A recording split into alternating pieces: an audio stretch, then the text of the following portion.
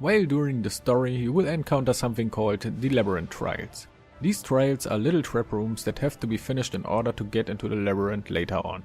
So what is the Labyrinth, you may ask? Well, it's something like a few room long dungeon with 3 boss fights in it that have to be finished to get your Ascendancies.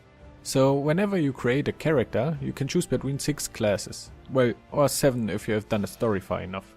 This will decide where you start in a skill tree and your starting attributes. But that's not the only thing. That's the part where Ascendancies come into play.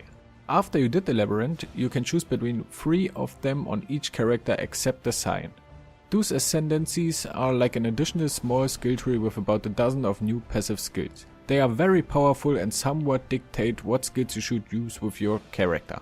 You will have to do 4 labyrinths in order to get all of your skill points for the Ascendancy. So this is the overview of what they are doing. I will put a link of that into the video description. So whenever you create a character, keep them in mind, especially if you know what skills you want to use or if you have an idea of what you want to do with your character. That's it for the Ascendancies beginner guide. See ya in the next video.